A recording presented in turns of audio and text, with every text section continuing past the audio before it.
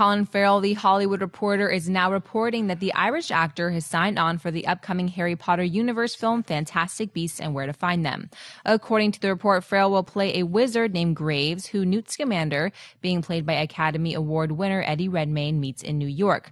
The film follows Newt Scamander, the wizarding world's preeminent magizoologist, who in his travels has encountered and documented a myriad of magical creatures, ultimately leading to his penning of the Hogwarts School textbook Fantastic Beasts and Where to Find Them.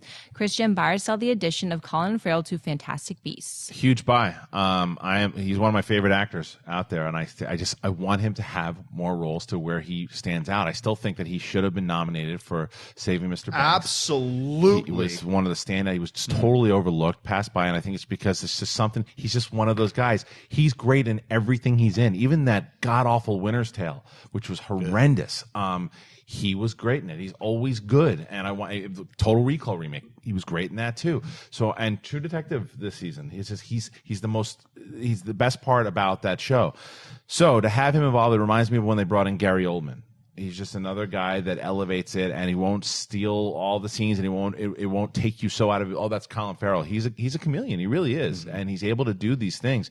So I think that he would add to the Wizard universe. I'd love to see him in it, and I'm glad they got him. Schnepp? In Bruges is another favorite performances he's in.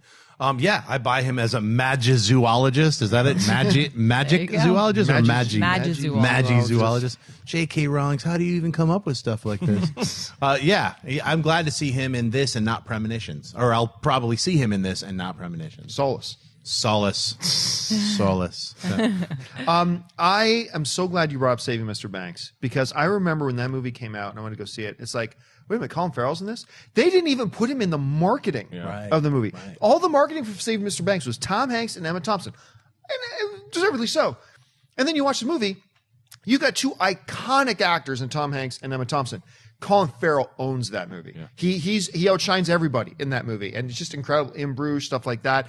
I even liked him as Bullseye in Daredevil. He was great in that. He was a great Bullseye. He made me miss. He was awesome in that, I thought. So he's one of the reasons I'm excited about Solace. One of the reasons, and look, the cast they're putting together here, already with Eddie Redmayne playing the lead, they're putting together a very impressive looking cast. And I went from feeling, are they really going to continue suckling on the teat of Harry Potter like this? But this is forming into something that I think we can be legitimately excited about. So for me, it is going to be a buy. Do we know whether this is going to be like a 6-part movie series? I think that's always their hopes. Oh, it's 6? Really? No. They haven't said 6 or anything like that. But I think as soon as you introduce something like that, look, every studio these days, they're thinking franchise with every movie they put out.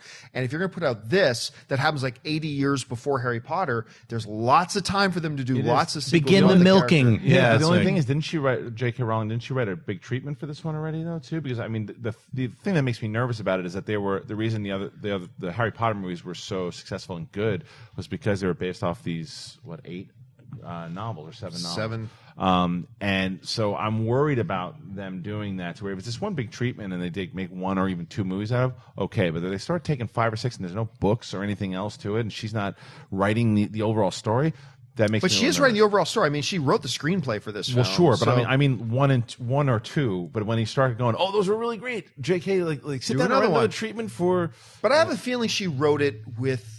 I think she sat down and wrote this with future ones in mind. Yeah. So let's see if the first one's worth it or not. I bet she was like, write a screenplay. It's easy. It's like 120 pages. Yeah, I'm used to writing a book. 800 pages.